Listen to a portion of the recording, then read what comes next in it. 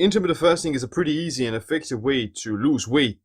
You just stop eating and it's very simple, but there may be a few reasons why you're still struggling with it. If you're doing intermittent fasting but still fat, then check out this video about why you're still fat despite fasting really hard. Fat. Number 1. Binge and fast cycles. Once you become fat adapted, it's quite easy to fast for several days in a row without really suffering from it. But it doesn't matter how long you fast, if you still overconsume calories after breaking the fast, you're gonna compensate for it. It's very easy to reward yourself with more food and some extra treats when breaking a fast because you think you deserve it. Unfortunately, you'll just be consuming additional calories that all add up. Instead of looking at your daily calories, you have to account for the entire weekly caloric balance. One day of fasting and eating 2 days of worth of food on other days is like walking in circles. If you don't know why you're not losing weight, then you should measure how much food and calories you're actually eating. Uncontrollable binge eating after breaking a fast, aka refeeding syndrome, is caused by electrolyte deficiencies, which can be easily prevented by drinking some salted water during fasting. Number 2. Leptin resistance. Leptin, the satiety hormone, regulates appetite and controls body weight by signaling the brain the availability of energy. Whenever you receive enough calories and nutrients, leptin should send a message to the brain to stop eating. When you begin to run low on energy, leptin levels should drop and signal your motivation system to start searching for food.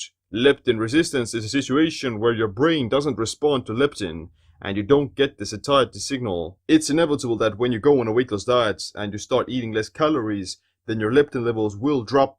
This is gonna make your brain crave more food and makes you hungrier because you want to hold on to the fat. But hyperleptinemia, which is chronically elevated levels of leptin, can also cause leptin resistance. Things that promote leptin resistance are chronic stress, sleep deprivation, inflammation, simple carbs, hyperpalatable foods, hyperinsulinemia, drinking alcohol, frequent snacking, gut dysbiosis, and inadequate autophagy. Number 3. Chronic stress. Chronic stress has many dangerous side effects such as shutting down digestion, suppression of the immune system, sleep problems, anxiety, and fat loss plateaus. It also impairs self-control and promotes overeating. Different stressors like sleep deprivation, relationship problems, working a lot, not getting enough nutrients, doing a lot of fasting, caloric restriction, high intensity exercise, all of those things, they add up and they all become stressful. Being in caloric deficit and doing long fasts all the time can also cause metabolic adaptation and slow down your fat loss. That's where it's important to know how to cycle periods of fasting with adequate nutrient intake. Adaptogenic herbs and medicinal mushrooms can help with stress.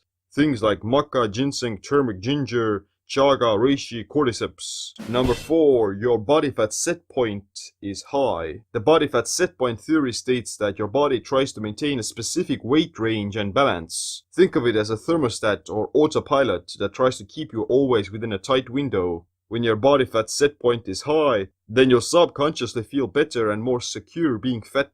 To lower your body fat set point, you have to establish a new homeostasis where your body feels comfortable at with your current energy intake and expenditure. This entails eating fewer calories and feeling satiated from it. Caloric restriction also promotes longevity, general health, and weight loss. The key is to do it without becoming deficient in nutrients. To avoid that, you have to eat nutrient-dense foods and avoid the high-calorie foods that are simply empty in calories. Number 5. You have the self-identity of a fat person. Your self-identity and beliefs are one of the most valuable things for you as a person. If your self-identity is based on being fat and you're accepting it as a part of yourself, then you'll begin to subconsciously sabotage your behavior as to fit the fat person's self-identity. To change your self-identity as a person, you have to change your mindset about food.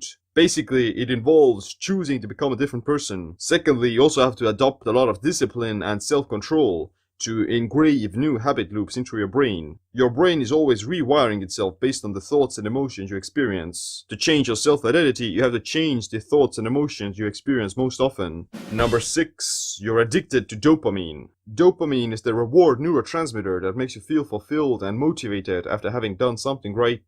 In the modern world, there are far too many dopamine-stimulating things at our disposal, such as junk food, video games, sex, social media, alcohol, music, drugs, and partying hard. All of them can be addictive to a certain extent.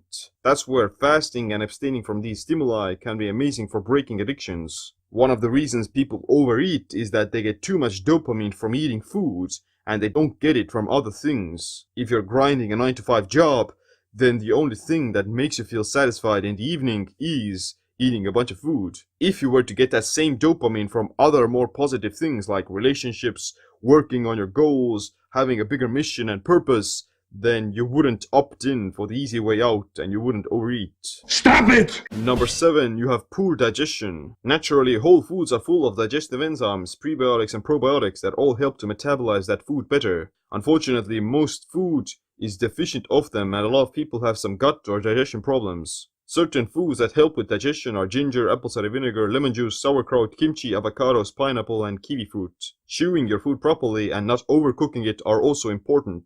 Taking some digestive enzymes like biooptimizers can also help to fix digestion and assimilate the food better. It helps with bloating, constipation, and inflammation. Number 8, circadian rhythm mismatches. Circadian rhythm mismatches cause poor sleep quality, insomnia, increased stress and anxiety, and they're also associated with obesity, diabetes, Alzheimer's, cardiovascular disease, and increased risk of cancer. Not sleeping properly creates an imbalanced hormonal milieu that promotes fat gain by raising cortisol, blood sugar, insulin, and increasing the desire to overeat. To not get fat because of a circadian mismatch, you have to do these things. First, go to bed earlier around 9 to 11 p.m. and wake up at 4 to 7 a.m. These are the more productive hours of sleep because growth hormone gets released the most between 11 p.m. and 3 a.m. Growth hormone helps to preserve muscle and burn fat. Wear blue blocking glasses at night, don't look at bright screens, and turn down the lights because it'll suppress the release of melatonin, the sleep hormone. Blue and green light exposure at night promotes the production of fat cells. Sleep at least 6 to 8 hours and make sure you get enough deep sleep. Sleep deprivation will elevate cortisol and makes you more stressed out, which has a cascading effect on actually promoting fat gain and muscle loss. Number 9, you're not exercising. Muscle tissue is like a massive sponge for calories that increases your basal metabolic rate and insulin sensitivity. It helps you to eat more food, especially carbohydrates, without gaining weight.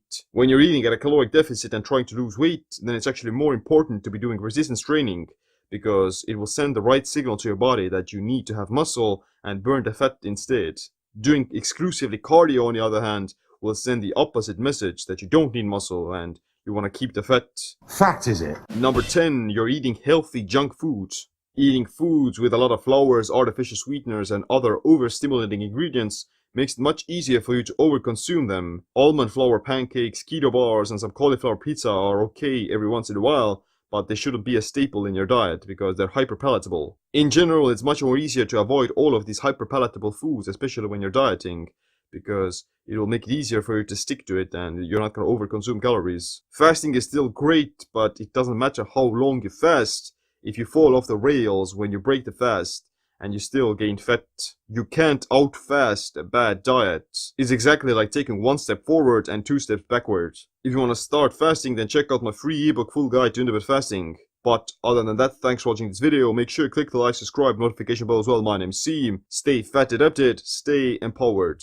With your fucking 48% body fat.